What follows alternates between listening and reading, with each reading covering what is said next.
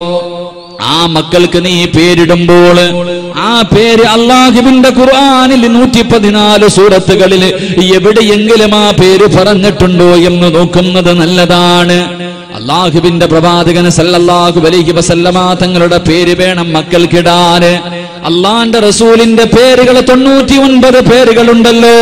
അല്ലാഹുവിന്റെ പ്രവാചകൻ അബൂ ഹുറൈറ റളിയല്ലാഹു തആല റിപ്പോർട്ട് ചെയ്ത ഹദീസിൽ കാണാം, അല്ലാഹുവിന്റെ പ്രവാചകൻ പറയുന്നു, ആരെങ്കിലും എന്നോടുള്ള സ്നേഹത്തിന്റെ പേരിൽ, അല്ലാഹുവിന്റെ പ്രവാചകനോടുള്ള മഹബ്ബത്തിന്റെ പേരിൽ ആരെങ്കിലും തന്റെ മക്കൾക്ക് മുഹമ്മദ് എന്ന് പേരിട്ടാൽ ആ മാതാപിതാക്കൾ നാളെ പ്രവാചകന്റെ കൂടെ സ്വർഗ്ഗത്തിൽ ഒരുമിച്ചാണെന്ന് നബി മുഹമ്മദ് മുസ്തഫ സല്ലല്ലാഹു അലൈഹി വസല്ലമ തങ്ങള് അല്ലാഹുവിന്റെ പ്രവാചകനോടുള്ള സ്നേഹം കാരണം മുഹമ്മദ് എന്ന് പേരിട്ടാല്, മക്കൾക്ക് മുഹമ്മദ് എന്ന് പേരിട്ടാല് ആ മനുഷ്യൻ നാളെ പ്രവാചകന്റെ അതിഥിയായി സ്വർഗ്ഗത്തിൽ കിടക്കുമെന്ന് പ്രവാചകൻ നമുക്ക് പറഞ്ഞു തരുമ്പോ, എന്റെ പ്രിയമുള്ളവരെ, മക്കൾക്ക് പേരിടുന്ന എന്റെ പ്രിയപ്പെട്ട മാതാപിതാക്കളോട് അല്ലാഹുവിന്റെ ഖുർആൻ പറയുന്നു, ഇന്നാ അർസൽനാക ഷാഹിദാ.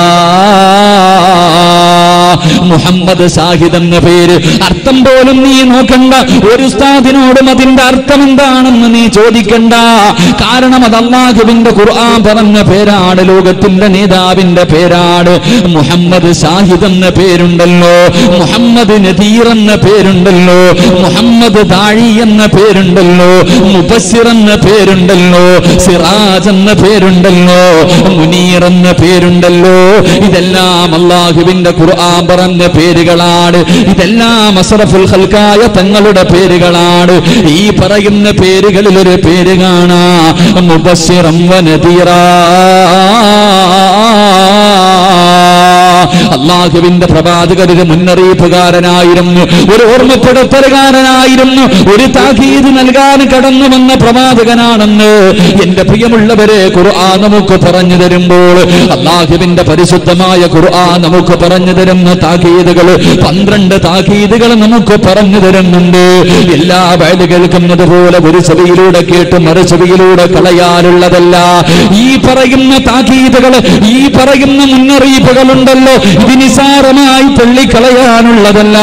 ഒരു ചെവിയിലൂടെ കേട്ടിട്ട് ഹൃദയത്തിനകത്ത് ഇറക്കാനുള്ളതാ, ജീവിതത്തിൽ പ്രാവർത്തികമാക്കാനുള്ളതാ.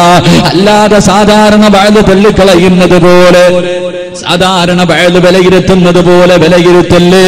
ഇത് നിസാരമായി നിങ്ങൾ തള്ളിക്കളയല്ലേ. നിങ്ങളെങ്ങാണം ഖുർആൻ പറയുന്ന ഈ കാര്യങ്ങൾ നിസാരമായി തള്ളിക്കളഞ്ഞാൽ അവസാനം എവിടെയെങ്കിലും കടന്ന് കാഫിറുകൾ ചത്തുപോകുന്നത് പോലെ നിനക്ക് ചാകേണ്ടി വരുമെന്ന് അല്ലാഹുവിന്റെ ഖുർആൻ നമുക്ക് മുന്നറിയിപ്പ് തരുകയാണ്. അതുകൊണ്ട് പാതിരാത്രി ഒരുമിച്ച് കൂടി എന്റെ പ്രിയമുള്ളവരോട്, നമുക്ക് സമയം വളരെ കുറവാ.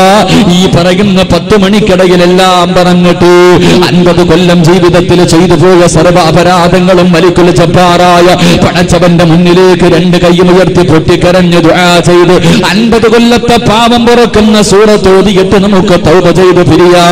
അല്ലാഹു അതിനുള്ള ഭാഗ്യം നൽകുമാറാകട്ടെ. അതുകൊണ്ട് എന്റെ പ്രിയമുള്ളവരോട് അല്ലാഹുവിന്റെ ഖുർആൻ നമ്മളോട് പറയുന്ന ഒന്നാമത്തെ താക്കീത് ഏതെന്നറിയുമോ? അല്ലാഹു നമ്മളോട് പറഞ്ഞു തരുന്ന, സൂക്ഷിക്കാൻ അല്ലാഹു പറഞ്ഞു തരുന്ന ഒന്നാമത്തെ താക്കീത് ഏതെന്നറിയുമോ? അല്ലാഹുവിന്റെ റസൂൽ പറയുകയാണ്, അല്ലാഹുവിന്റെ പ്രവാചകനെ പറഞ്ഞു കൊടുക്കുകയാ. പരിശുദ്ധമായ ഖുർആൻ പറയുന്നു, ഇന്നല്ലാഹ ലാ യഗ്ഫിറു അയ്യുശ്റക ബിഹി വയഗ്ഫിറു മാ ദൂന ദാലിക ലിമൻ യശാ. അല്ലാഹുവിന്റെ പരിശുദ്ധമായ ഖുർആൻ ഒന്നാമതായി നമ്മളോട് പറഞ്ഞു തരുന്ന താക്കീത് ഏതെന്നറിയുമോ? അല്ലാഹു നമ്മളോട് പറയുന്നു, മനുഷ്യാ, നിന്റെ വിശ്വാസത്തിന് നീയൊന്ന് ഉറപ്പിക്കണേ, നിന്റെ വിശ്വാസത്തെ നീ ഉറപ്പിക്കണേ. നീ ശിർക്ക് ചെയ്യല്ലേ, നീ അല്ലാഹുവിനോട് പങ്കു ചേർക്കല്ലേ. അല്ലാഹുവിന്റെ പരിശുദ്ധമായ ഖുർആൻ ഒന്നാമതായി നമ്മളോട് ഓർമ്മപ്പെടുത്തുമ്പോൾ എന്റെ പ്രിയമുള്ള സഹോദരങ്ങളും സഹോദരിമാരും ചിന്തിക്കും, ഉസ്താദേ, ഞങ്ങളൊക്കെ അല്ലാഹുവിൽ വിശ്വസിക്കുന്നവരാണ്, 5 നേരം നിസ്കരിക്കുന്നവരാണ്, ഞങ്ങൾ ഖുർആൻ ഓതുന്നവരാണ്, ഞങ്ങളാരും ശിർക്ക് ചെയ്യാറില്ല, ഞങ്ങളൊക്കെ ഞങ്ങളൊക്കെ മുസ്ലിമീങ്ങളായതുകൊണ്ടാണല്ലോ വേദ കേൾക്കാൻ വന്നത്. പിന്നെ എന്തിനാണ് ഞങ്ങളോട് പടച്ചവനോട് പങ്കു ചേർക്കല്ലേ എന്ന് പറയാനുള്ള കാരണം എന്താണെന്ന് ചിന്തിക്കുന്ന എന്റെ പ്രിയമുള്ളവരോട്, എന്റെ പ്രിയമുള്ളവരെ, അല്ലാഹുവിന്റെ പ്രവാചകൻ നബി മുഹമ്മദ് മുസ്തഫ സല്ലല്ലാഹു അലൈഹി വസല്ലമ തങ്ങൾ അല്ലാഹുവിന്റെ പ്രവാചകൻ സഹാബത്തിന്റെ മുന്നിലിരുന്ന് പ്രസംഗിക്കുകയാണ്. പ്രവാചകന്റെ മുന്നിലേക്ക് ഒരു മനുഷ്യന് കടന്നു വരികയാണ്. വെള്ള വസ്ത്രങ്ങൾ ധരിച്ചിട്ട് അല്ലാഹുവേ ഒരു സുന്ദരനായ ഒരു മനുഷ്യന് കടന്നു വരികയാ. സഹാബത്ത് മുഴുവനും അത്ഭുതത്തോടെ നോക്കിക്കൊണ്ടിരിക്കുകയാണ്. അതാ സഹാബത്തിന്റെ ഇടയിലൂടെ നടന്ന് ആ മനുഷ്യൻ ഇങ്ങനെ വരികയാണ്. ആ മനുഷ്യനാ മതി ആ നാട്ടുകാരനല്ല. ആ മനുഷ്യനെ ഇന്ന് വരെ ഒരു മനുഷ്യനും കണ്ടിട്ടില്ല. യാത്രക്കാരനല്ല. കാരണം വസ്ത്രത്തിലെങ്ങും ഒരു യാത്രയുടെ അടയാളം കാണുന്നില്ല. അല്ലാഹുവിന്റെ റസൂലിന്റെ മുന്നിലേക്ക് കടന്നു വന്നിട്ട് സലാം പറയുകയാ. എന്നിട്ട് പ്രവാചകന്റെ മുന്നിലേക്ക് വന്നിട്ട് അതാ തന്റെ കാൽമുട്ടുകൾ അല്ലാഹുവിന്റെ റസൂലിന്റെ കാൽമുട്ടിലേക്ക് ചേർത്ത് വെക്കുകയാണ്. എന്നിട്ട് രണ്ട് കൈയുമെടുത്തിട്ട് അല്ലാഹുവിന്റെ പ്രവാചകന്റെ കാലിന്റെ തുടയിലടിക്കുകയാണ്. എന്നിട്ട് ചോദിക്കുന്നു, യാ റസൂലല്ലാഹ്, അല്ലാഹുവിന്റെ നബിയേ, ഈമാൻ എന്ന് പറഞ്ഞാൽ എന്താണ്? വിശ്വാസം എന്ന് പറഞ്ഞാൽ എന്താണ്? എന്റെ പ്രിയമുള്ളവരെ, ഇവിടെ ഇരിക്കുന്ന മദ്രസയിലെ 2ാം ക്ലാസ്സിൽ പഠിക്കുന്ന കുഞ്ഞിന് പോലും അറിയാ ഈമാൻ കാര്യമെന്ന് പറഞ്ഞാൽ എന്താ. 6 കാര്യങ്ങളിൽ വിശ്വസിക്കുന്നതിനാണ് ഈമാൻ കാര്യമെന്ന് പറയുന്നത്. 1 അല്ലാഹുവിനെ കൊണ്ട് വിശ്വസിക്കല്, 2 അല്ലാഹുവിന്റെ മലക്കുകളെ കൊണ്ട് വിശ്വസിക്കല്, 3 അല്ലാഹുവിന്റെ കിതാബുകളെ കൊണ്ട് വിശ്വസിക്കല്, 4 അല്ലാഹുവിന്റെ മുർസലീങ്ങളിൽ വിശ്വസിക്കല്, 5 അന്ത്യദിനത്തിൽ വിശ്വസിക്കല്, 6 വൽ ഖദരി ഖൈരിഹി വശർരിഹി മിനല്ലാഹി തആല. ഈ പറയുന്ന 6 കാര്യങ്ങളിൽ വിശ്വസിച്ചാലേ ഒരു മനുഷ്യന് യഥാർത്ഥ വിശ്വാസിയാകൂ, യഥാർത്ഥ ഈമാനുള്ളവനാകൂ എന്ന് അല്ലാഹുവിന്റെ പ്രവാചകം നമുക്ക് പറഞ്ഞു തരുമ്പോൾ, എന്റെ പ്രിയമുള്ളവരെ, ഈ പറഞ്ഞ 6 കാര്യങ്ങളിൽ 5 കാര്യങ്ങളിൽ ഒരു മനുഷ്യനും അഭിപ്രായ വ്യത്യാസമില്ല. എല്ലാവരും അല്ലാഹുവിൽ വിശ്വസിക്കുന്നു, അല്ലാഹുവിന്റെ കിതാബുകളിൽ വിശ്വസിക്കുന്നു, അല്ലാഹുവിന്റെ മലക്കുകളിൽ വിശ്വസിക്കുന്നു, അല്ലാഹുവിന്റെ മുർസലീങ്ങളിൽ വിശ്വസിക്കുന്നു. ഈ ലോകം ഒരു ദിവസം തകരുമെന്ന് എല്ലാവരും വിശ്വസിക്കുന്നു. പക്ഷേ 6ാമത്തെ ഒരു കാര്യമുണ്ടല്ലോ, അവിടെയാണ് നമ്മളിൽ പലർക്കും പിഴച്ചു പോകുന്നത്, അവിടെയാണ് നമുക്ക് തെറ്റുപറ്റുന്നത്. 6ാമത്തെ കാര്യമെന്ത്? വൽ ഖദരി ഖൈരിഹി വശർരിഹി മിനല്ലാഹി തആല.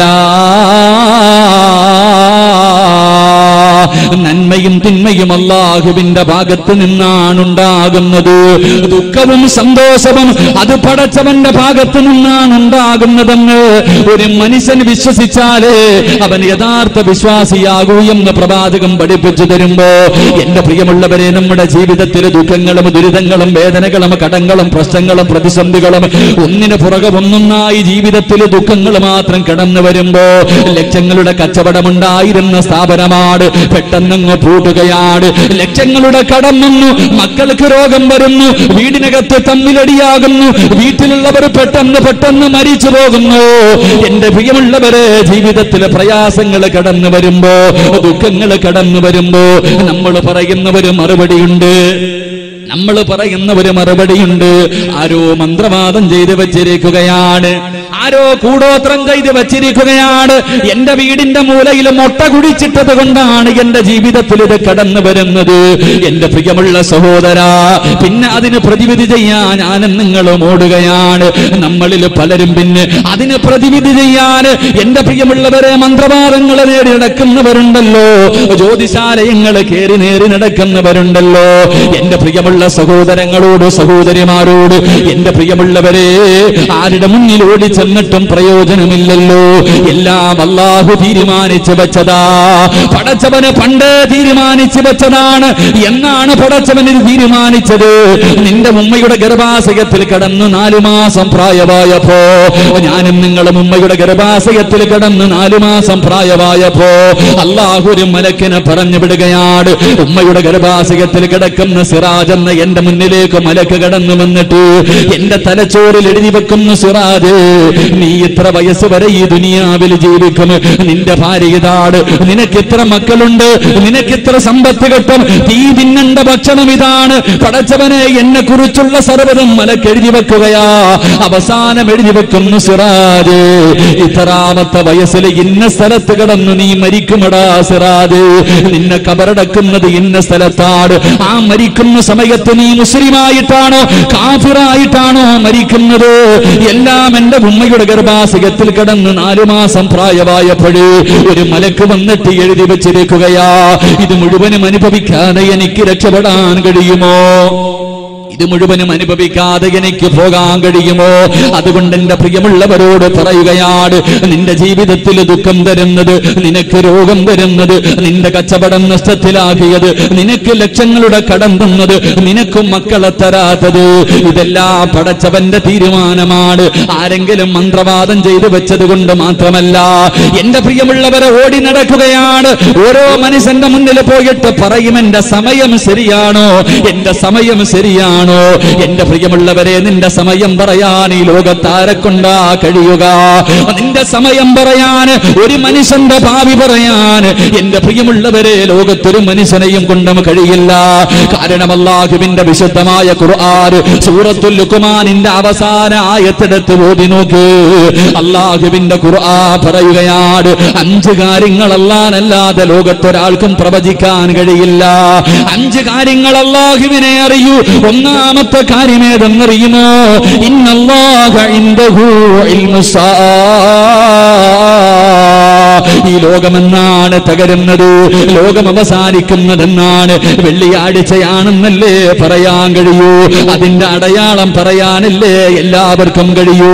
ഏത് വർഷം, ഏത് മാസം, ഏതാഴ്ചയാണെന്ന് പറയാറ് അല്ലാഹുവിന്റെ പ്രപഞ്ചത്തിൽ ഒരു മഖ്ലൂഖിനും കഴിയില്ലെന്ന് വിശുദ്ധമായ ഖുർആൻ പറയുകയാ. രണ്ടാമതായിട്ട് അല്ലാഹുവിന്റെ ഖുർആൻ പറയുന്നു, അല്ലാഹുവിന്റെ ഖുർആൻ പറയുന്നു, വയുനസ്സിലുൽ ഗൈസ. മഴ എപ്പോഴാണ് പെയ്യുന്നത്, മഴ എപ്പോഴാണ് പെയ്യുന്നത്, പെയ്യാൻ സാധ്യതയുണ്ടെന്ന് പറയാനല്ലാതെ ഇന്ന സമയത്ത് മഴ പെയ്യുമെന്ന് പറയാൻ ഒരു മന്ത്രവാദിയെ കൊണ്ടും കഴിയില്ല. വയഅലമു മാ ഫിൽ അർഹാം.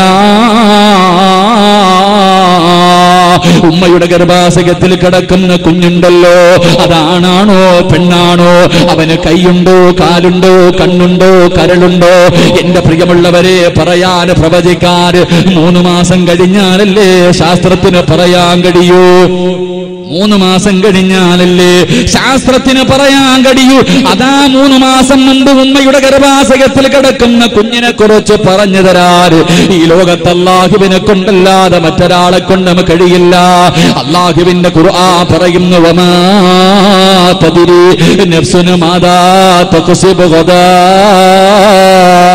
ഒരു മനുഷ്യന്റെ സമയം പറയാ, ഒരു മനുഷ്യന്റെ ഭാവി പറയാ. നാളെ നിനക്ക് എന്ത് സംഭവിക്കുമെന്ന് പറയാറ്, അടുത്ത സെക്കൻഡിൽ എന്ത് സംഭവിക്കുമെന്ന് പറയാറ് അല്ലാഹുവിനല്ലാതെ ലോകത്തൊരാളെ കൊണ്ടും കഴിയില്ല. ഖുർആൻ പറയുന്നു, വമാ തദ്രീ നഫ്സുൻ ബിഅയ്യി അർളിൻ തമൂത്. ഒരു മനുഷ്യൻ എവിടെ കിടന്നാണ് മരിക്കുന്നത്, എത്രാമത്തെ വയസ്സിൽ എവിടെ കിടന്നാണ് മരിക്കുന്നതെന്ന് പ്രവചിക്കാൻ ലോകത്തൊരു മനുഷ്യനെ കൊണ്ടും കഴിയില്ലെന്ന് വിശുദ്ധമായ ഖുർആൻ പരിചയപ്പെടുത്തുമ്പോൾ പാതിരാത്രി ഒരുമിച്ച് കൂടി എന്റെ പ്രിയമുള്ള സഹോദരങ്ങളോട് സഹോദരിമാരോട്, അല്ലാഹു നിനക്ക് ദുഃഖം തരുന്നത്, വേദന തരുന്നത്, പ്രയാസങ്ങൾ തരുന്നത് എന്റെ പ്രിയമുള്ളവരെ അതല്ല പടച്ചവന്റെ തീരുമാനമോ, അത് അല്ലാഹുവിന്റെ ഭാഗത്ത് നിന്നാണ് വരുന്നത്.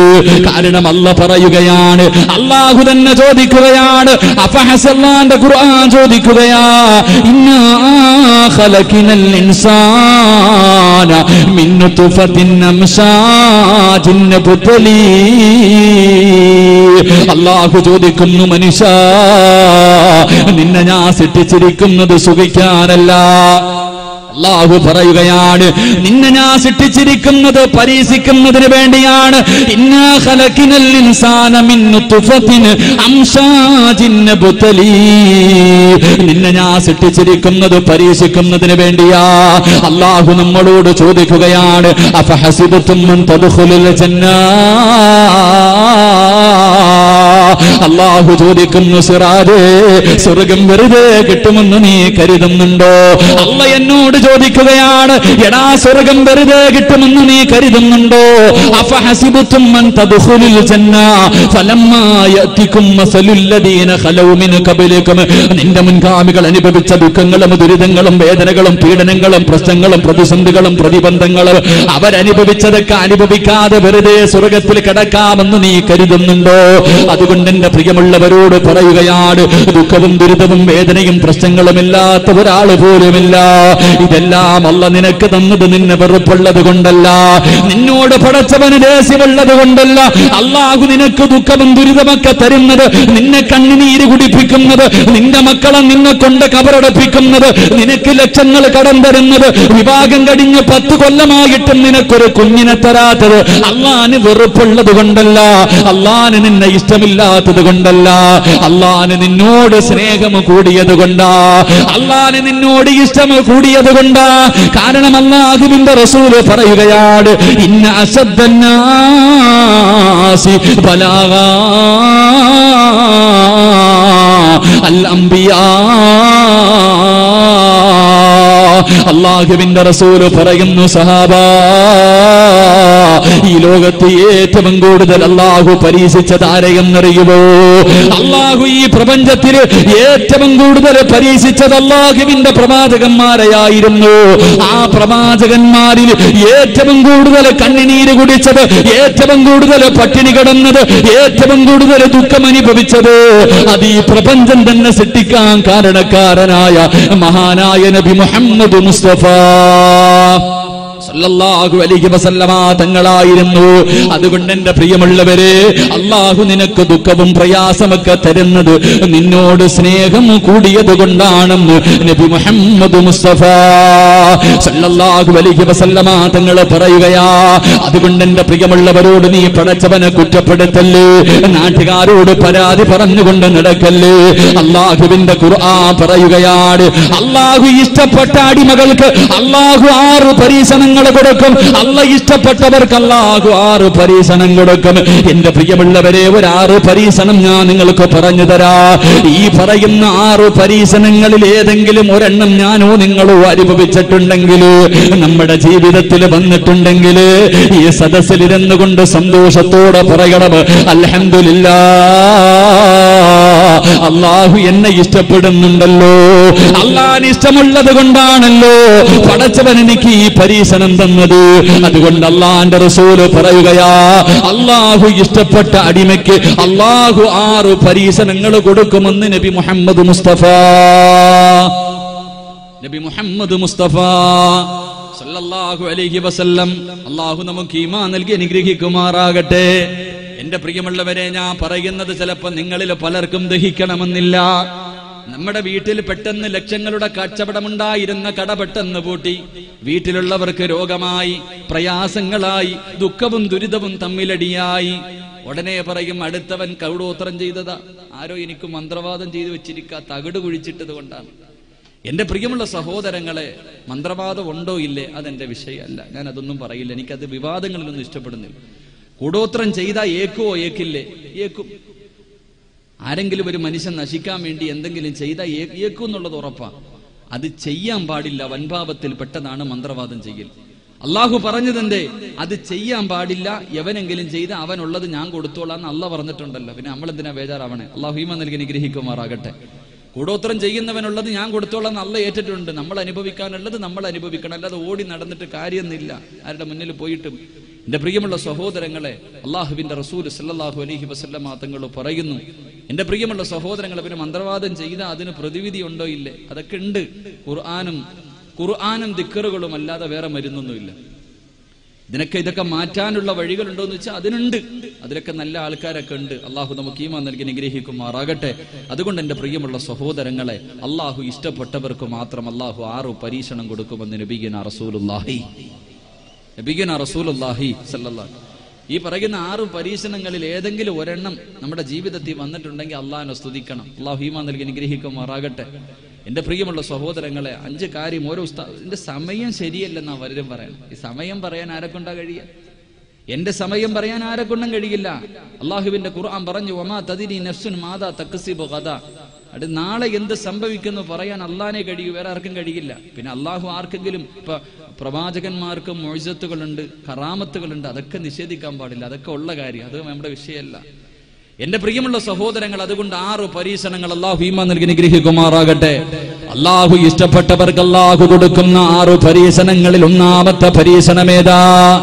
അല്ലാഹുവിന്റെ വിശുദ്ധമായ ഖുർആൻ പറയുകയാണ്, വലനബ്ലുവന്നകും ബിശൈഇൻ മിനൽ ഖൗഫി വൽ ജൂഇ വനഖസിൻ മിനൽ അംവാലി വൽ അൻഫുസി വസ്സമറാത്ത് വബശിരിസ് സാബിരീൻ. അല്ലാഹുവിന്റെ വിശുദ്ധമായ ഖുർആൻ പറഞ്ഞു തരികയാ, എന്റെ പ്രിയമുള്ളവരെ, അല്ലാഹു ഇഷ്ടപ്പെട്ട അടിമയ്ക്ക് അല്ലാഹു കൊടുക്കുന്ന 6 പരീക്ഷണങ്ങളിൽ ഒന്നാമത്തെ പരീക്ഷണം ഏതെന്നറിയുമോ? വൽ ഖൗഫ്. അല്ലാഹു ഭയം കൊടുത്ത് പരീക്ഷിക്കുകയാണ്. അല്ലാഹു ഭയം കൊടുത്ത് പരീക്ഷിക്കുകയാ. അവന് ജീവിക്കാൻ തന്നെ പേടിയാണ്. ശത്രുക്കൾ മുഴുവനും ഒറ്റക്കെട്ടാവുകയാണ്. ജീവിക്കാൻ തന്നെ പേടിയാണ്. എന്റെ പ്രിയമുള്ളവരെ, ലോകത്ത് ഏറ്റവും കൂടുതൽ പേടിച്ച് ജീവിച്ചതാരെന്നറിയുമോ? അല്ലാഹുവിന്റെ പ്രവാചകന് 13 വർഷക്കാലം അല്ലാഹുവിന്റെ റസൂൽ ഒരൊറ്റ രാത്രി പോലും സമാധാനമായി ഉറങ്ങിയിട്ടില്ല. 13 വർഷക്കാലം ലോകത്തിന്റെ നേതാവ് ശത്രുക്കളെ പേടിച്ചാ ജീവിച്ചത്. എന്റെ പ്രിയമുള്ളവരെ, എങ്ങനെ പേടിക്കാതിരിക്കും? അല്ലാഹുവിന്റെ പ്രവാചകന്റെ സഹാബാക്കളെ വല്ലാത്ത പീഡനങ്ങളായിരുന്നല്ലോ. ഒരു ദിവസം അല്ലാഹുവിന്റെ റസൂൽ മരുഭൂമിയിലൂടെ നടന്നു പോകുമ്പോ മഹാനായ സയ്യിദുനാ ബിലാൽ റളിയല്ലാഹു തആല അൻഹു പടച്ചവനെ മുസ്ലിമായതിന്റെ പേരിൽ വസ്ത്രങ്ങൾ മുഴുവനും അടിച്ചു മാറ്റിയിട്ട് മരുഭൂമിയുടെ മടിത്തട്ടിൽ മലർത്തി കിടത്തിയിട്ട് കരിമ്പാറ കിടത്ത് തന്റെ നെഞ്ചത്ത് വെച്ചിട്ട് ചാട്ടപാറ കൊണ്ട് തന്റെ യജമാനന്മാര് തല്ലിച്ചതച്ചു കൊണ്ടിരിക്കുമ്പോ ബിലാൽ തങ്ങൾ പറയുന്നു, എനിക്ക് കുടിക്കാൻ അല്പം വെള്ളം തരുമോ? എന്റെ തൊണ്ട പൊട്ടുകയാണ്. ഞാനിപ്പോൾ ഇവിടെ കിടന്ന് ദാഹിച്ച് മരിക്കുമെന്ന് തന്റെ യജമാനനോട് വെള്ളത്തിന് വേണ്ടി യാചിക്കുമ്പോ അതാ തന്റെ യജമാനൻ ഒട്ടകത്തിന്റെ മൂത്രമെടുത്ത് കൊണ്ടുവന്ന് ബിലാൽ റളിയല്ലാഹു തആല അൻഹുവിന്റെ വായ്ക്കകത്തേക്ക് മൂത്രമൊഴിച്ചു കൊടുക്കുമ്പോൾ ഒട്ടകത്തിന്റെ മൂത്രമെടുത്തിട്ടതാ ബിലാൽ റളിയല്ലാഹു തആല അൻഹുവിന്റെ വായിലേക്ക് ഒഴിച്ചു കൊടുക്കുമ്പോ ബിലാൽ തങ്ങളെ നോക്കുമ്പോൾ അല്ലാഹുവിന്റെ റസൂൽ ഇങ്ങനെ നടന്നു പോവുകയാണ്. ബിലാൽ വിളിക്കുന്നു, യാ റസൂലല്ലാഹ്, അല്ലാഹുവിന്റെ നബിയേ, ഒന്ന് രക്ഷിക്കുമോ നബിയേ, ഒന്ന് സഹായിക്കുമോ നബിയേ? അല്ലാഹുവിന്റെ പ്രവാചകൻ പറയുന്നു, ബിലാലേ, ക്ഷമിക്കു ബിലാലേ. അല്ലാഹുവിന്റെ റസൂൽ നടന്നു പോവുകയാണ്. എന്റെ പ്രിയമുള്ളവരെ, സഹാബത്തിന്റെ ജീവിതം എങ്ങനെയായിരുന്നു? അല്ലാഹുവിന്റെ റസൂലിന്റെ അവസ്ഥ എന്ത്? മക്കയിൽ നിന്ന് മദീനയിലേക്ക് ഹിജ്റ പോകുന്ന രാത്രിയുണ്ടല്ലോ, അല്ലാഹുവിന്റെ പ്രവാചകന്റെ വീട് മുഴുവനും ശത്രുക്കൾ വളഞ്ഞിട്ടിരിക്കുകയാ. വീടിന്റെ വെളിയിലിറങ്ങിയാൽ വെട്ടിക്കൊല്ലുന്നതിന് വേണ്ടി ശത്രുക്കൾ മുഴുവനും ആയുധം പിടിച്ചുകൊണ്ട് അല്ലാഹുവിന്റെ റസൂലിന്റെ വീട് വളഞ്ഞിരിക്കുമ്പോ അല്ലാഹുവിന്റെ റസൂൽ കിടന്ന സ്ഥലത്ത് മഹാനായ അലിയാർ തങ്ങളെ പിടിച്ചു കിടത്തിയിട്ട് സൂറത്തു യാസീനിലെ ഒരു ആയത്തോതിയിട്ട് ഒരു പിടി മണ്ണ് വാരി ശത്രുക്കളുടെ മുഖത്തേക്ക് വലിച്ചെറിഞ്ഞിട്ട് അല്ലാഹുവിന്റെ റസൂൽ ഇറങ്ങി നടക്കുകയാണ്. ഇങ്ങനെ നടന്നു പോകുമ്പോ മഹാനായ സയ്യിദുനാ അബൂബക്കർ സിദ്ദീഖ് റളിയല്ലാഹു തആല അൻഹു അല്ലാഹുവിന്റെ റസൂലിന്റെ കയ്യിൽ പിടിച്ചിട്ട് പറയുന്നു, യാ റസൂലല്ലാഹ്, മരുഭൂമിയിലൂടെ നടക്കല്ല നബിയേ, മരുഭൂമിയിലൂടെ നടക്കല്ല നബിയേ. അങ്ങയുടെ കാൽപ്പാടുകൾ പിന്തുടർന്നുകൊണ്ട് ശത്രുക്കൾ നമ്മളെ വന്ന് പിടിക്കും നബിയേ. എന്റെ ചുമലിലേക്ക് കയറി നബിയേ. അല്ലാഹുവിന്റെ പ്രവാചകനെ തന്റെ ചുമലിലേക്ക് കയറ്റിയിട്ട് അബൂബക്കർ സിദ്ദീഖ് തങ്ങൾ നടക്കുകയാണ്. അല്ലാഹുവേ, തോളിൽ വെച്ചുകൊണ്ട് കുറച്ച് മുന്നോട്ട് നടക്ക്, പിന്നെ തിരിച്ചു വന്ന് പാടുകൾ മുഴുവനും മായിച്ചു കളയുകയാ. എന്നിട്ടതാ പോയിട്ട് എന്റെ പ്രിയമുള്ളവരെ, സൗർ ഗുഹയ്ക്കകത്ത് അല്ലാഹുവിന്റെ പ്രവാചകനും അബൂബക്കർ സിദ്ദീഖ് റളിയല്ലാഹു തആല അൻഹു രണ്ടുപേരും 3 ദിവസത്തോളം അതിനകത്ത് ഒളിച്ചു കഴിഞ്ഞു എന്ന് ചരിത്രം പഠിപ്പിക്കുമ്പോ എന്റെ പ്രിയമുള്ളവര്, നമ്മൾ എന്തിനാ പേടിക്കുന്നത്? അള്ളാഹു ഇഷ്ടപ്പെട്ടവർക്ക് അള്ളാഹു ഭയം കൊടുക്കുകയാണ്. നമ്മുടെ രാജ്യമാര് ഭരിക്കട്ടെ, നമ്മുടെ രാജ്യമാര് ഭരിക്കട്ടെ, ശത്രുക്കൾ മുഴുവനും ഒറ്റക്കെട്ടാകട്ടെ. നമ്മൾ ആരെയാ പേടിക്കേണ്ടത്? ഞാനും നിങ്ങളും ആരെയാ പേടിക്കേണ്ടത്? നമ്മളൊക്കെ മരിക്കാൻ പേടിയില്ലാത്തവരല്ലേ? എന്റെ പ്രിയമുള്ളവരെ, ലോകത്ത് ഒരേ ഒരു മനുഷ്യൻ മാത്രമേ റബ്ബേ എനിക്ക് നല്ല മരണം തരണേ എന്ന് ദുആ ചെയ്യാറുള്ളൂ. അത് നമ്മളാ ചെറുപ്പക്കാരാ, അത് നമ്മളാ സഹോദരങ്ങള്. പാങ്കും വിളിച്ചു ഇഖാമത്തും കൊടുത്തു. എപ്പോഴാണ് പള്ളിക്കകത്ത് വെള്ള തുണിയിൽ കൊണ്ട് കിടത്തുന്നത്? ഇമാമ് കയറി എപ്പോഴാണ് കൈകെട്ടുന്നതെന്ന് ചിന്തിച്ച് നടക്കുന്നവരാ. നിനക്കും നിങ്ങൾക്കും മരിക്കാൻ പേടിയില്ലല്ലോ. നടറോഡിൽ കിടന്ന് വെട്ടുകൊണ്ട് മരിച്ചാല്, തുണ്ടം തുണ്ടമായി നടറോഡിനകത്തിട്ട് വെട്ടിയാലും പള്ളിക്കകത്തിട്ട് വെട്ടിയാലും ആ വെട്ടുന്നവന്റെ മുഖത്ത് നോക്കിയിട്ട് പുഞ്ചിരിച്ചുകൊണ്ട് ലാ ഇലാഹ ഇല്ലല്ലാഹ് എന്നുറക്കെ പറഞ്ഞു മരിക്കാൻ കാത്തിരിക്കുന്നവരാ. അതുകൊണ്ട് എന്റെ പ്രിയമുള്ളവരെ, നമ്മളാരെയും ഭയപ്പെടണ്ട, നമ്മളാരെയും പേടിക്കണ്ട. നമ്മളെ എന്തിനാണ്? റബ്ബിനെ മാത്രം പേടിച്ച് ജീവിക്കുക ചെറുപ്പക്കാരാ.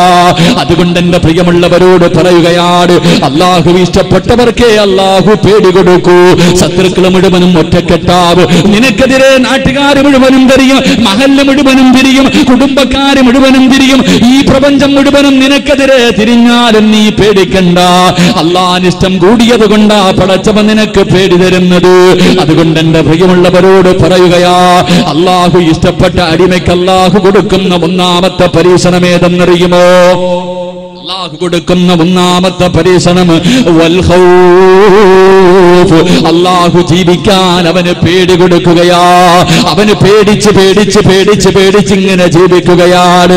രണ്ടാമത്തെ പരീക്ഷണമേത്? വൽ ജൂ. അള്ളാഹു പട്ടിണി കൊടുക്കുകയാ. അള്ളാഹു വിശപ്പ് കൊടുത്ത് പരീക്ഷിക്കും.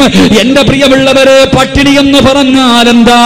എനിക്കും നിങ്ങൾക്കും പട്ടിണി എന്ന് പറയാനല്ലേ അറിയൂ. യഥാർത്ഥത്തിൽ പട്ടിണി എന്താണ്? എന്റെ പ്രിയമുള്ളവരെ, ലോകത്ത് ഏറ്റവും കൂടുതൽ പട്ടിണി കിടന്നത് മഹാനായ നബി മുഹമ്മദ് മുസ്തഫ സല്ലല്ലാഹു അലൈഹി വസല്ലമ തങ്ങളല്ലേ. അല്ലാഹുവിന്റെ പ്രവാചകൻ സല്ലല്ലാഹു അലൈഹി വസല്ലമ തങ്ങളും തന്റെ അനുചരന്മാർ 3 വർഷമല്ലേ പട്ടിണി കിടന്നത്. ഒരു ദിവസത്തിൽ ഒരു നേരം പട്ടിണി കിടക്കാൻ മനസ്സില്ലാത്തവര് അല്ലാഹുവിന്റെ പ്രവാചകനും തന്റെ അനുചരന്മാരും തന്റെ കുടുംബക്കാര് 1 വർഷമല്ല, 2 വർഷമല്ല, 3 കൊല്ലമല്ലേ പട്ടിണി കിടന്നത്. വിശന്നിട്ട് വിശപ്പ് സഹിക്കാൻ കഴിയാതെ അവര് പച്ചില പറിച്ചു തിന്നല്ലോ. നമ്മുടെ വീട്ടിൽ വളർത്തുന്ന ആടുണ്ട് കാശിക്കുന്നത് പോലെ, മൃഗങ്ങൾ കാശിക്കുന്നത് പോലെ അള്ളാന്റെ റസൂലും സഹാബത്തും കാശിക്കുകയാണ്. പച്ചിലയാണ് അവർ പറിച്ചു തിന്നത്. ഇലയുടെ മുകളിലൂടെ നടന്നുപോയ പുഴുക്കളെ പോലെ അള്ളാഹുവിന്റെ പ്രവാചകന്റെ സഹാബത്തെടുത്ത് കഴിച്ചു എന്ന് ചരിത്രം പഠിപ്പിക്കുമ്പോ, എന്റെ പ്രിയമുള്ള സഹോദരങ്ങളെ, ലോകത്ത് ഏറ്റവും കൂടുതൽ പട്ടിണി കിടന്നതാരാ? അള്ളാഹുവിന്റെ പ്രവാചകൻ. ഇതൊക്കെ ഇസ്ലാമിന്റെ തുടക്കത്തിലാണെങ്കിൽ ലോകത്തിന്റെ നേതാവ് വഫാത്താകുന്നതിന്റെ തലേ ദിവസമുണ്ടല്ലോ, റബീഉൽ അവ്വൽ 11ാമത്തെ ദിവസമുണ്ടല്ലോ, അള്ളാന്റെ റസൂലിന്റെ വീടിനകത്ത് വൈകുന്നേര സമയമായി വിളക്ക് കത്തിക്കുന്നില്ല. അള്ളാന്റെ റസൂലിന്റെ വീടിനകത്ത് വിളക്ക് കത്തിക്കുന്നില്ല. അള്ളാന്റെ റസൂൽ രോഗം പിടിച്ച് കിടക്കുകയാണ്. അവിടെ നിന്ന് ചോദിക്കുന്നു, ആയിഷ എന്തേ വിളക്ക് കത്തിക്കാത്തത്? ആയിഷ ബീവി മാറി നിന്ന് കരയുകയാണ്. വീടിന്റെ മറുസൈഡിൽ നിന്ന് കരയുകയാണ്. അള്ളാന്റെ റസൂൽ എന്തേ വിളക്ക് കത്തിക്കാത്തതെന്ന് ചോദിക്കുമ്പോ ആയിഷ ബീവി കരയുന്നത് എന്തിനെന്നറിയുമോ? അള്ളാന്റെ റസൂലിന്റെ വീടിനകത്ത് വിളക്കിനകത്തൊഴിക്കാനുള്ള എണ്ണയില്ല. അള്ളാന്റെ റസൂൽ വഫാത്താകുന്നതിന്റെ തലേ ദിവസം നടന്ന സംഭവമാണ്. ആയിഷ ബീവി മാറി നിന്ന് കരയുകയാണ്. എണ്ണയില്ലെന്ന് റസൂലുള്ളയോട് പറഞ്ഞാല് പ്രവാചകന്റെ മനസ്സ് വേദനിക്കുമെന്ന് കരുതിയിട്ട് ആയിഷ ബീവി മാറി നിൽക്കുകയാണ്. കുറെ സമയം കഴിഞ്ഞു. അള്ളാന്റെ റസൂലിന്റെ വീടിനകത്ത് വല്ലാത്ത ഇരുള് വന്നു. അവിടെ നിന്ന് ചോദിച്ചു, ആയിഷ എന്തേ വിളക്ക് കത്തിക്കാത്തത്? പൊട്ടിക്കരഞ്ഞുകൊണ്ട് പറയുന്നു, യാ റസൂലല്ലാഹ്, അള്ളാന്റെ നബിയേ, എണ്ണയില്ല നബിയേ, ഈ വീടിനകത്ത് വിളക്കിലടിക്കാനുള്ള എണ്ണയില്ല നബിയേ. അള്ളാന്റെ റസൂല് പറയുന്നു, അൽഹംദുലില്ലാഹ്, പടച്ചവനെ സ്തുതിക്കുകയാ. എന്റെ പ്രിയമുള്ളവരെ, പ്രവാചകന്റെ കുടുംബത്തിന്റെ അവസ്ഥ ഇതായിരുന്നു. ഒരു ദിവസം വിശക്കുന്ന വയറോട് അള്ളാന്റെ റസൂല് വീട്ടിൽ കയറി വന്നിട്ട് ചോദിക്കുന്നു, ആയിഷ, എനിക്ക് വിശക്കുന്നു ആയിഷ, എന്തെങ്കിലും ഒന്ന് തിന്നാൻ തരുവോ ആയിഷ? അള്ളാഹുവിന്റെ പ്രവാചകൻ അങ്ങനെ ഭക്ഷണം ചോദിക്കാറില്ല. ആയിഷ ബീവി നിന്ന് കരയുകയാണ്. തന്റെ ഭർത്താവ് വിശന്ന വയറോടെ വീട്ടിൽ വന്ന് ഭക്ഷണം ചോദിച്ചിട്ട് കൊടുക്കാറില്ലല്ലോ. അള്ളാന്റെ റസൂലിന് കാര്യം മനസ്സിലായി. വീടിനകത്ത് ഭക്ഷണമില്ലെന്ന് മനസ്സിലായി. അള്ളാന്റെ റസൂല് പറഞ്ഞു, ഇത്തിരി കുടിക്കാനെങ്കിലും ഇത്തിരി വെള്ളം തരുവോ ആയിഷ? എനിക്കല്പം കുടിക്കാനെങ്കിലും ഇത്തിരി വെള്ളം തരുവോ? ആയിഷ ബീവി റളിയല്ലാഹു തആല അൻഹ രണ്ട് കൈ ഇങ്ങനെ മുഖത്ത് പൊത്തിപ്പിടിച്ചിട്ട് കരയുകയാണ്. കുടിക്കാൻ പച്ചവെള്ളം പോലും ഇല്ലാത്ത വീടിനെ കുറിച്ചൊന്ന് ചിന്തിക്കുവാ. അള്ളാന്റെ റസൂൽ ആയിഷ ബീവിയെ കെട്ടിപ്പിടിച്ചിട്ട് അവിടെന്ന് പറയുന്നു, കരയല്ലേ ആയിഷ, ഇന്ന് ഞാൻ സുന്നത്ത് നോമ്പ് പിടിച്ചു കൊള്ളാം ആയിഷ. എന്റെ പ്രിയമുള്ളവരെ, പട്ടിണി എന്ന് പറഞ്ഞാലിതാ അള്ളാഹുവിന്റെ പ്രവാചകനും തന്റെ അനുചരന്മാര് വയറ്റത്തെ കല്ല് വെച്ച് കെട്ടിയിട്ട് നടന്നു പോയെന്ന് ഉസ്താദന്മാര് പറയുമ്പോ ഇന്നത്തെ യുവതലമുറ ചോദിക്കും, ഉസ്താദേ, കല്ല് വെച്ച് കെട്ടിയാ വിശപ്പ് മാറുവോ? കല്ല് വെച്ച് കെട്ടിയാ വിശപ്പ് മാറുവോ? ഇങ്ങനെയൊക്കെ പട്ടിണിയുണ്ടോ? അള്ളാഹുവിന്റെ റസൂലിന്റെ ഭാര്യ ആയിഷ ബീവി പറയുകയാണ്, ലൗകാന ഇന്ധനാദുഹുന്, എന്റെ വീടിനകത്തെങ്ങാനും വിളക്കിനകത്തൊടിക്കുന്ന എണ്ണയുണ്ടായിരുന്നെങ്കിൽ ആ എണ്ണയെടുത്ത് കുടിച്ചിട്ട് എന്റെ വിശപ്പ് മാറ്റുമായിരുന്നു എന്ന് ആയിഷ ബീവി പറഞ്ഞെങ്കിൽ എന്റെ പ്രിയപ്പെട്ട യുവതലമുറയോട്, മക്കളെ, പട്ടിണി എന്താണെന്ന് നിനക്കറിയുവോ? പട്ടിണി എന്ന് നാവുകൊണ്ട് പറയുന്നവരാ, ജീവിതത്തിൽ പട്ടിണി എന്താണെന്ന് അനുഭവിക്കാത്തവരാ. എങ്കിലും പട്ടിണി ഏതെന്നറിയുമോ? അള്ളാഹുവിന്റെ പ്രവാചകൻ ഒരു ദിവസം മസ്ജിദ് നബവിയിലേക്ക് നടന്നു വരുമ്പോ അള്ളാന്റെ റസൂലിന്റെ പ്രിയപ്പെട്ട പൊന്നുമോള് ഫാത്തിമ, എന്റെ കാസർഗോഡ് ചെറുക്കളയിൽ ഒരുമിച്ച് കൂടിയ എന്റെ പ്രിയപ്പെട്ട പെങ്ങളെ, അള്ളാന്റെ റസൂലിന്റെ പ്രിയപ്പെട്ട പൊന്നുമോള് ഫാത്തിമ ബീബി റളിയല്ലാഹു തആല അൻഹ വീടിന്റെ മുന്നിലൂടെ റസൂലുള്ള നടന്നു വരുമ്പോ വീടിനകത്ത് വല്ലാത്ത കരച്ചിൽ കേൾക്കുകയാ. രണ്ട് കുഞ്ഞുങ്ങളെ വീടിനകത്ത് കിടന്ന് കരയുകയാണ്. അള്ളാന്റെ റസൂല് വീട്ടിൽ കയറിയിട്ട് പറയുന്നു, മോളെ ഫാത്തിമ, മക്കള് കിടന്ന് കരയുന്നു മോളെ, മക്കൾക്ക് പാല് കൊടുക്ക് ഫാത്തിമ. അള്ളാഹുവിന്റെ പ്രവാചകന് പള്ളിയിലേക്ക് കടന്നു ചെന്നു. സഹാബത്തിന്റെ മുന്നിലിരുന്ന് പ്രസംഗിക്കുകയാണ്. പക്ഷേ ഫാത്തിമ ബീവിയുടെ വീടിനകത്ത് വല്ലാത്ത കരച്ചിലാണ്. റസൂലുള്ള വീണ്ടും വിളിച്ചു പറഞ്ഞു, ഫാത്തിമ, പാല് കൊടുക്ക് പൊന്നുമോളെ. പിന്നെയും അള്ളാന്റെ റസൂല് പ്രസംഗിച്ച് മൂന്നാമതും കരച്ചലിന്റെ ശബ്ദം കേൾക്കുകയാ. അള്ളാന്റെ റസൂല് പിന്നെയും വിളിച്ചു പറഞ്ഞു, പാല് കൊടുക്ക് ഫാത്തിമ. നാലാമതും കരച്ചലിന്റെ ശബ്ദം കേൾക്കുമ്പോ അള്ളാന്റെ റസൂല് പള്ളിക്കകത്ത് നിന്നിറങ്ങുകയാണ്. റസൂൽ വല്ലാതെ ദേഷ്യം വന്നു. അള്ളാന്റെ റസൂലിന് വല്ലാതെ ദേഷ്യം വന്നു. വീട്ടിലേക്ക് കടന്നു ചെന്നു. എന്നിട്ട് അള്ളാന്റെ റസൂല് ചോദിക്കുന്നു, ഫാത്തിമ, ഇത്ര കരുണയില്ലാതെ പോയോ ഫാത്തിമ? ഇത്ര കരുണയില്ലാതെ പോയോ ഫാത്തിമ? നിന്റെ സ്വന്തം മക്കള് വിശന്ന് കിടന്ന് കരയുമ്പോ അവർക്കൊന്ന് പാല് കൊടുക്കാൻ പോലും നിനക്ക് മനസ്സില്ലേ ഫാത്തിമ? വഴക്ക് പറഞ്ഞപ്പോ, അള്ളാന്റെ റസൂല് വഴക്ക് പറഞ്ഞപ്പോ ഫാത്തിമ ബീബി റളിയല്ലാഹു തആല അൻഹ പൊട്ടിക്കരയുകയാണ്. രണ്ട് കൈയുമെടുത്ത് മുഖത്ത് പൊത്തിപ്പിടിച്ചിട്ട് അള്ളാന്റെ റസൂലിന്റെ പൊന്നുമോള് സ്വർഗത്തിന്റെ റാണിയിലെന്ന് കരയുന്നത് കണ്ടപ്പോ കാരുണ്യത്തിന്റെ പ്രവാചകന് സഹിക്കാൻ കഴിഞ്ഞില്ല. അള്ളാന്റെ റസൂലിനെ സഹിക്കാൻ കഴിഞ്ഞില്ല. തന്റെ പൊന്നുമോള് കരയുന്നത് കണ്ടപ്പോ അള്ളാന്റെ റസൂൽ അടുത്ത് ചെന്നിട്ട് തന്റെ പൊന്നുമോളുടെ തലയിൽ കൈവച്ചിട്ട് അള്ളാന്റെ റസൂല് ചോദിക്കുന്നു, ഫാത്തിമ, എന്തേ പൊന്നുമോളെ കരയുന്നത്? എന്തേ ഫാത്തിമ മക്കൾക്ക് പാല് കൊടുക്കാത്തത്? ആ സമയത്ത് അള്ളാന്റെ റസൂലിന്റെ പൊന്നുമോള് പറയുന്നു, വാപ്പാ, ഭക്ഷണം കഴിച്ചിട്ട് ദിവസങ്ങളായുപ്പാ, ഭക്ഷണം കഴിച്ചിട്ട് ദിവസങ്ങളായുപ്പാ, എന്റെ മക്കൾക്ക് പാല് കൊടുക്കാം. എന്റെ മാറിടമെടുത്ത് വായിൽ വെച്ച് കൊടുക്കുമ്പോ എന്റെ മാറിടത്തിലൂടെ പാലിന് പകരം രക്തം വരുന്നു വാപ്പാ. പട്ടിണി കിടന്ന് പച്ചവെള്ളവും കാരക്കയും തിന്ന് അവസാനം അതുപോലും തീർന്നു പോയിട്ട് അല്ലാഹുവേ മാറിടത്തിലെ പാല് പറ്റിയിട്ട് രക്തമിങ്ങനെ ഒലിക്കുകയാണ്. റസൂലുള്ളാന്റെ കണ്ണ് നിറഞ്ഞു പോയി. കാരണം ഒരു വാപ്പയല്ലേ തന്റെ പൊന്നുമോള് മാറിടത്തിലൂടെ പാലിന് പകരം രക്തമൊലിപ്പിച്ചു കൊണ്ടിരിക്കുന്നു. രണ്ട് പിഞ്ചുമക്കള് കടന്ന് വിശന്ന് കടന്ന് കരഞ്ഞ് തളർന്നു കിടക്കുകയാ. അള്ളാന്റെ റസൂലിന്റെ താടിരോമത്തിലൂടെ കണ്ണുനീരൊലിക്കാൻ തുടങ്ങി. പ്രവാചകന് വീടിനകത്ത് നിന്നിറങ്ങുകയാ. അള്ളാന്റെ റസൂല് വീടിനകത്ത് നിന്നിറങ്ങുകയാ. എന്നിട്ട് മരുഭൂമിയിലൂടെ തലകുലിച്ചിട്ട് ഇങ്ങനെ നടക്കുകയാണ്. എത്രയോ ദൂരം ഇങ്ങനെ നടന്നു. നടന്ന് അവസാനം അല്ലാഹുവിന്റെ റസൂൽ ഒരു അറാബിയുടെ ഈന്തപ്പനത്തോട്ടത്തിലേക്ക് കടന്നു ചെല്ലുകയാ. ഒരു അറാബിയായ മനുഷ്യന്റെ ഈന്തപ്പനത്തോട്ടത്തിലേക്ക് കടന്നു ചെന്നു. അറാബിക്കറിയില്ല ഈ വരുന്നത് അല്ലാഹുവിന്റെ റസൂലാണെന്ന്. അറാബിക്കറിയില്ല. അല്ലാഹുവിന്റെ റസൂൽ അറാബിയോട് ചോദിക്കുന്നു, മനുഷ്യ എനിക്കെന്തെങ്കിലും ഒരു ജോലി തരുവോ?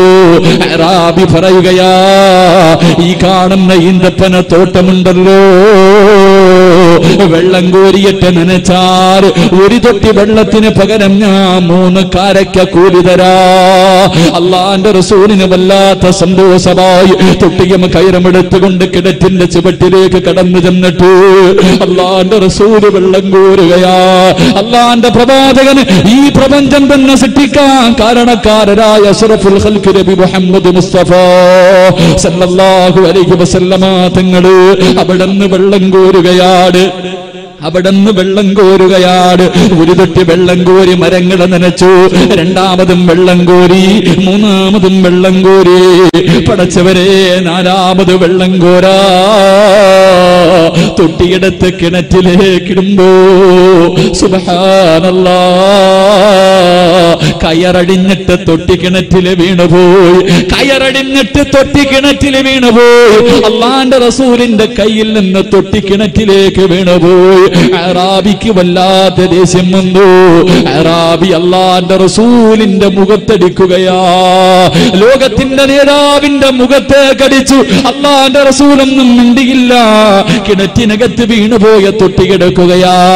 അവസാനം അല്ലാഹുവിന്റെ പ്രവാചകന് കിണറ്റിനകത്ത് വീണുപോയ തൊട്ടി കിടത്തിട്ട് അറാബിയുടെ കയ്യിൽ കൊണ്ട് കൊടുത്തിട്ട് ചോദിക്കുന്നു, മനുഷ്യ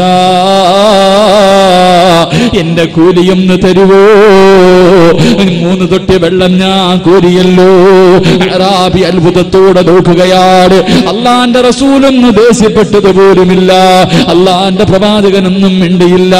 റസൂലുള്ളാന്റെ മുഖം ഇങ്ങനെ ചുമന്നു തുടത്ത് കിടക്കുകയാണ്. അറാബി 9 കാരക്കയെടുത്ത് അള്ളാന്റെ റസൂലിന്റെ കയ്യിൽ വെച്ച് കൊടുക്കുമ്പോ തന്നെ തല്ലിയ തന്റെ യജമാനന്റെ മുഖത്ത് നോക്കിയിട്ട് അള്ളാന്റെ റസൂല് ചിരിക്കുകയാണ്.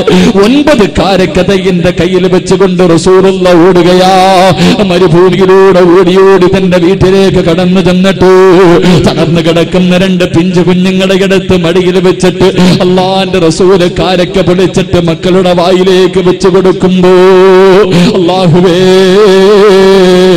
ഭക്ഷണം കിട്ടിയ ആർത്തിയോടെ 2 മക്കളിങ്ങനെ വലിച്ചു വാരി തിന്നുകയാ. അല്ലാഹുവേ, ബിരിയാണിയല്ല തിന്നുന്നത്, വയറ് നിറച്ചല്ല ഭക്ഷണം കഴിക്കുന്നത്. റസൂലുള്ള കൊണ്ടുകൊടുത്ത കാരക്ക ഇങ്ങനെ 2 മക്കള് തിന്നുകയാ. അവസാനം തന്റെ കയ്യിൽ കുറച്ച് കാരക്ക ബാക്കി വന്നു. തന്റെ മാറിടത്തിലൂടെ രക്തമൊലിപ്പിച്ചു കൊണ്ടിരിക്കുന്ന പ്രിയപ്പെട്ട പൊന്നുമോള് ഫാത്തിമ ബീവി അടുത്തേക്ക് വിളിക്കുന്നു, മോളെ ഫാത്തിമ. അള്ളാന്റെ റസൂല് തന്റെ പൊന്നുമോളുടെ കയ്യിലേക്ക് ബാക്കി വന്ന കാരക്കയെടുത്ത് വെച്ചു കൊടുക്കുമ്പോ റസൂലുള്ള മുഖം ഇങ്ങനെ താഴ്ത്തി പിടിക്കുകയാ. ഫാത്തിമയ്ക്ക് സംശയം തോന്നി. ഉപ്പാന്റെ മുഖം ഇങ്ങനെ ഉയർത്തുമ്പോ അടികൊണ്ട പാടിങ്ങനെ റസൂലുള്ളയുടെ മുഖത്ത് കിടക്കുകയാണ്. അല്ലാഹുവിന്റെ റസൂലിന്റെ മുഖത്ത് അറാബി തല്ലിയതിന്റെ അടയാളം കാണുകയാ. ഫാത്തിമ ബീവി കരഞ്ഞുകൊണ്ട് ചോദിക്കുന്നു, വാപ്പാ, ആരാണ് എന്റെ ഉപ്പനെ തല്ലിയത്? എന്റെ ഉപ്പയാരാണ് തല്ലിയത്? റസൂലുള്ള തന്റെ പൊന്നുമോളെ ചേർത്ത് പിടിച്ചിട്ട് പറഞ്ഞു, ഫാത്തിമ,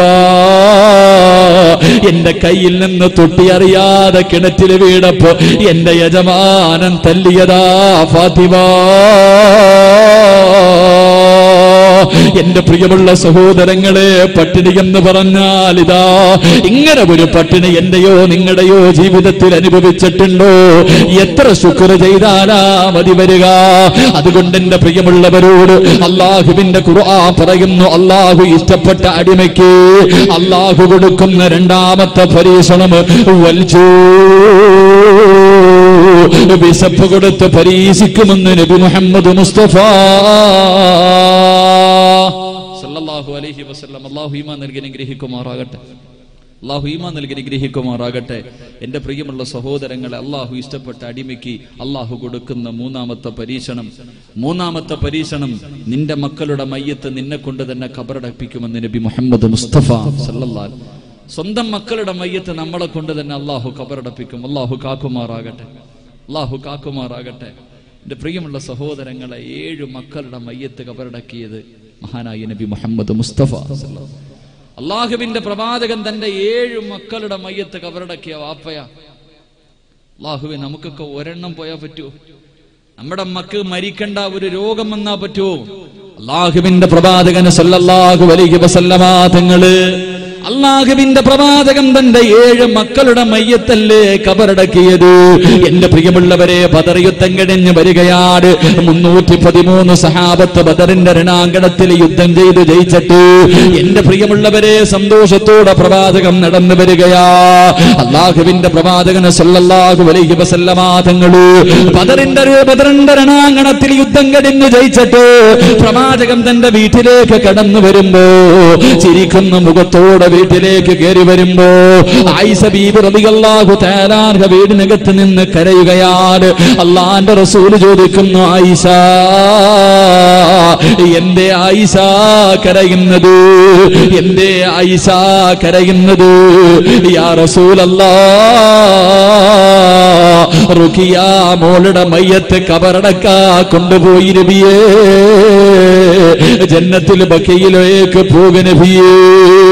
ബദറിന്റെ രണാങ്കണത്തിൽ യുദ്ധം ജയിച്ച് വീട്ടിലേക്ക് സന്തോഷത്തോടെ കയറി വന്നപ്പോ അല്ലാഹുവിന്റെ റസൂല് കേൾക്കുന്നത് തന്റെ പൊന്നുമോള് റുഖിയ ബീവി റളിയല്ലാഹു തആല അൻഹ മരിച്ചിട്ട് മയ്യത്ത് ഖബറടക്കാ കൊണ്ടുപോയിരിക്കുകയാ.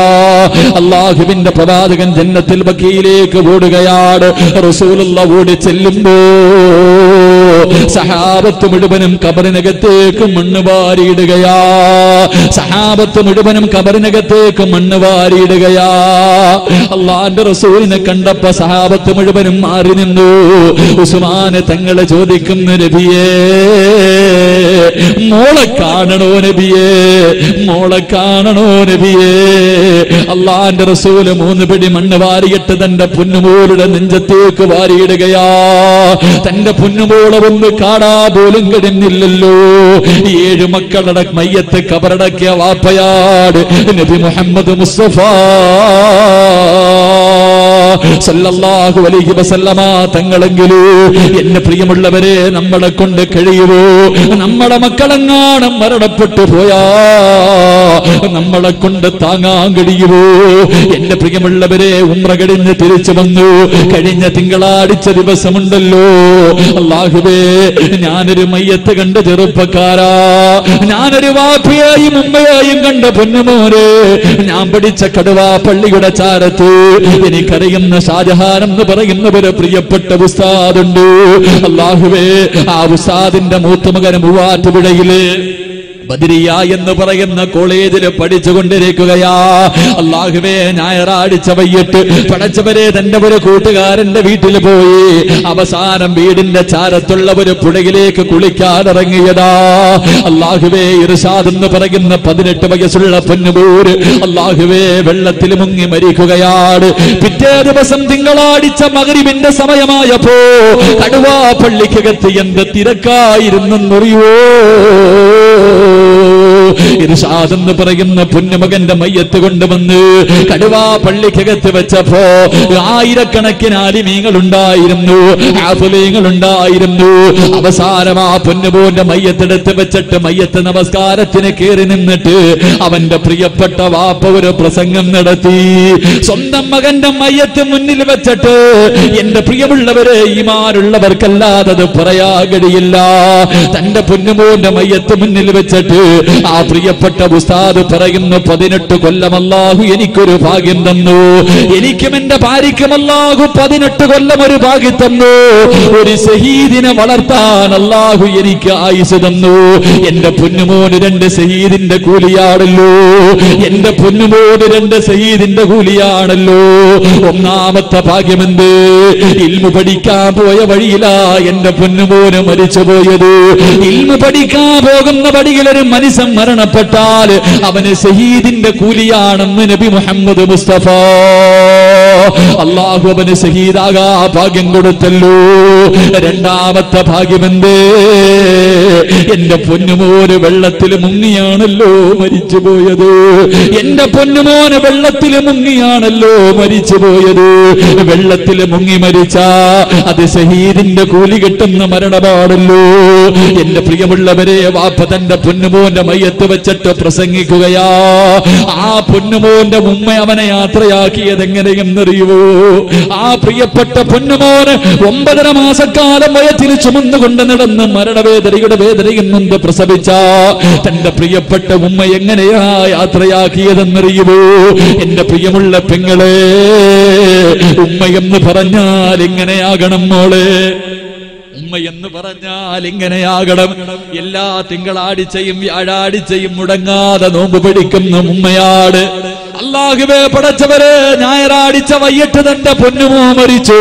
അല്ലാഹുവേ, ഉമ്മ രാവിലെ എഴുന്നേൽക്കുകയാ. തിങ്കളാഴ്ച സുന്നത്ത് നോമ്പ് പിടിക്കുന്ന പെങ്ങളാണല്ലോ. എന്റെ പ്രിയമുള്ളവരെ, സുബഹിക്ക് മുമ്പ് എഴുന്നേറ്റിട്ട് ആ ഉമ്മ നിയ്യത്ത് ചെയ്യുന്നു, അല്ലാ എല്ലാ ദിവസവും എനിക്ക് വേണ്ടിയാണല്ലോ നോമ്പ് പിടിക്കുന്നത്. പക്ഷേ ഇന്നത്തെ നോമ്പ് എന്റെ മോന് വേണ്ടിയാകട്ടെ. മരിച്ചു കിടക്കുന്ന തന്റെ പൊന്നുമോന് വേണ്ടി നിയ്യത്ത് ചെയ്തിട്ട് സുന്നത്ത് നോമ്പ് പിടിക്കുകയാ.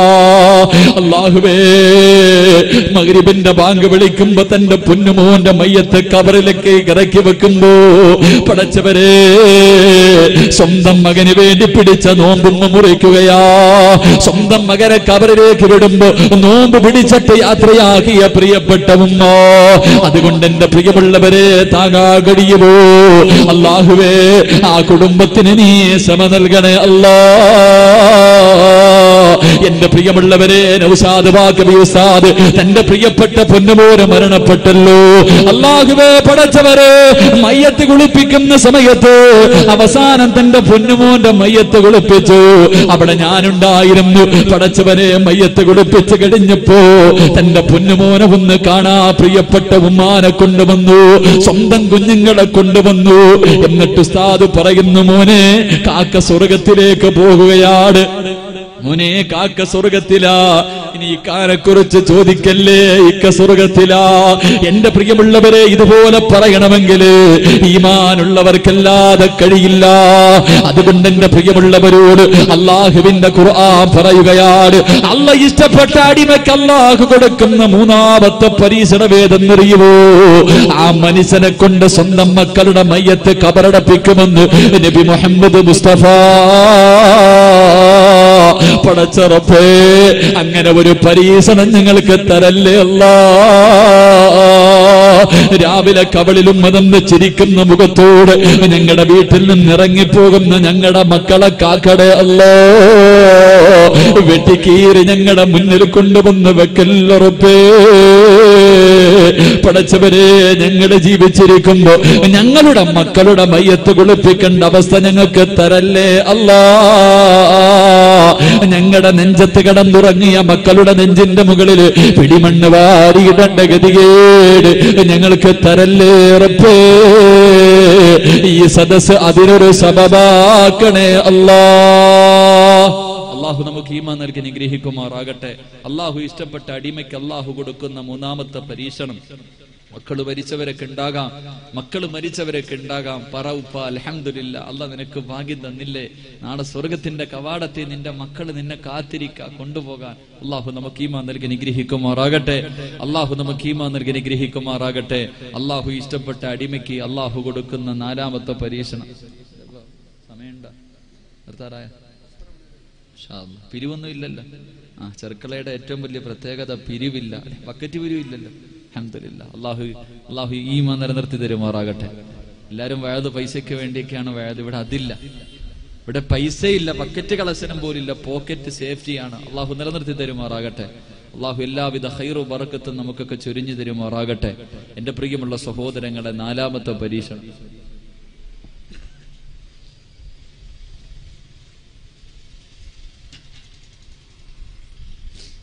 കമീസ് ഇട്ടിട്ട് ആദ്യമായിട്ടാ വഴുത് പറയണത്. നല്ല ചൂട്. കാരണം ഞാൻ ബഹ്റൈനിൽ നിന്ന് നേരെ ഇങ്ങോട്ട് വരിക, ഇടാനുള്ള വസ്ത്രം പോലും ഇല്ലതുകൊണ്ട്. ഇന്നലെ 2 ദിവസമായിട്ട് ബഹ്റൈനിലായിരുന്നപ്പോ ഇങ്ങനെ വന്നപ്പോ വസ്ത്രം എന്റെ കയ്യിലില്ല. അപ്പൊ ഉള്ളത് കൊണ്ടിങ്ങനെ മാഷാ അല്ലാഹ്. അള്ളാഹു നമുക്ക് ഈമാൻ നൽകി അനുഗ്രഹിക്കുമാറാകട്ടെ.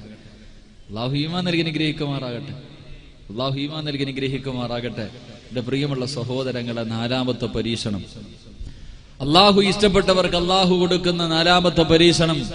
അള്ളാഹുവിന്റെ വിശുദ്ധമായ ഖുർആൻ പറയുകയാണ്, എന്റെ പ്രിയമുള്ളവരെ, അള്ളാഹു ഇഷ്ടപ്പെട്ട അടിമയ്ക്ക് അള്ളാഹു കൊടുക്കുന്ന 4ാമത്തെ പരീക്ഷണം, അവന്റെ സമ്പത്ത് നഷ്ടപ്പെടുത്തിയിട്ടവനെ പരീക്ഷിക്കുമെന്ന് നബി മുഹമ്മദ് മുസ്തഫ സല്ലല്ലാഹു അലൈഹി വസല്ലം. സമ്പത്ത് കച്ചവടമൊക്കെ പെട്ടെന്ന് നഷ്ടത്തിലായിട്ട് നിനക്ക് ദാരിദ്ര്യം, കടങ്ങൾ വരുമെന്ന് നബിയുനാ റസൂലുള്ളാഹി